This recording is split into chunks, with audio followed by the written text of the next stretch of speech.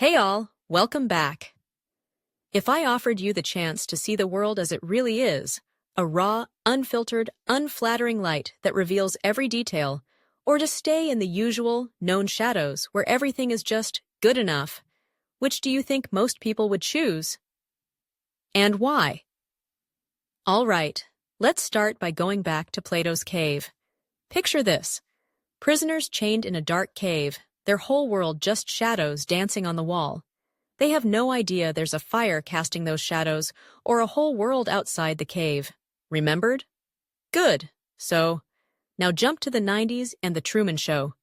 Truman's living what he thinks is an ordinary life, but it's all fake. A TV set where every smile, every wave, every good morning is choreographed for the audience.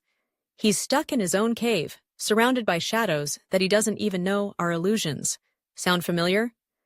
Now, this is where Byung-Chul Han's The Crisis of Narration book comes in.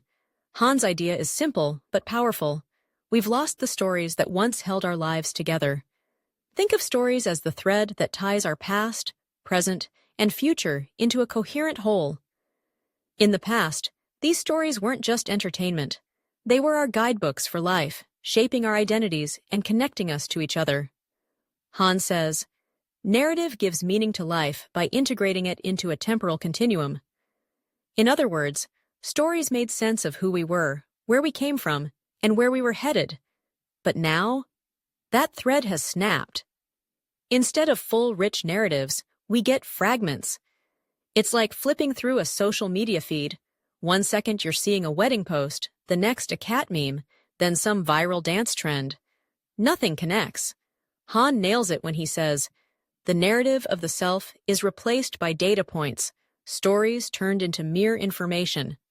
And that's what Truman's life was, a bunch of disjointed scenes pieced together for viewers, with him unaware of the bigger story. It's the same for us. We know that our lives are more than just the sum of our most Instagrammable moments, but we're stuck piecing together our identities from those quick, shallow flashes. Han argues that this isn't just harmless fun. It fractures us. Without those deep, connecting narratives, we're left with bits and pieces, always in the present, never really grounded. Now, let's talk about the society of entertainment, something that Han also digs into. We've become a culture that prioritizes amusement above all else. Everything has to be entertaining, digestible, quick. In the society of the spectacle, Debord captures this perfectly when he says, all that was once directly lived has become mere representation. Truman's entire existence was a spectacle, a 24/7 show for others to consume. And today, we're doing the same thing, only we're both the stars and the audience of our own shows. We post our best moments, polish our stories, slap on some filters, and then sit back and consume everyone else's highlight reel. Han argues that this obsession with the entertaining present erodes any deeper understanding of time and continuity. He writes, in the society of entertainment, time becomes punctuated by spectacle and loses its narrative quality.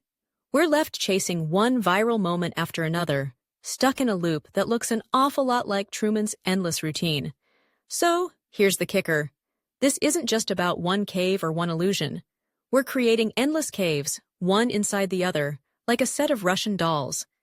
Each social media platform, each curated version of ourselves, is another layer.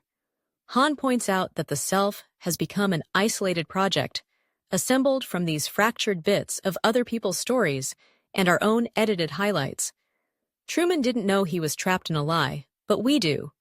We know that influencers don't really live perfect lives, that posts are edited and filtered, but we buy into it anyway. Why? Because those comfy shadows are easier than facing the blinding, complicated light of the truth. Han warns that this crisis of narration isn't just making us a little confused, it's making life itself feel hollow. When our stories are just a series of data points, they lose the power to connect us to anything bigger. Remember that moment in The Truman Show when Truman realizes everything's been a lie? It's not just shock, it's existential emptiness.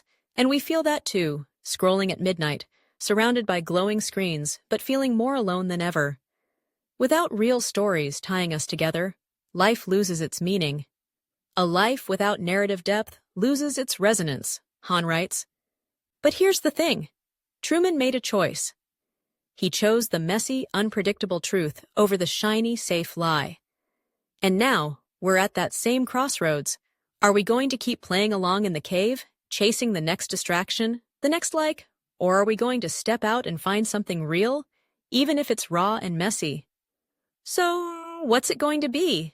Are we staying with the shadows, or are we brave enough to step into the light?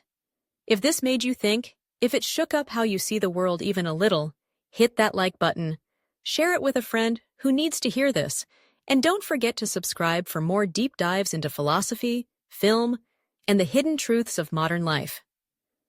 Stay curious and choose your reality wisely.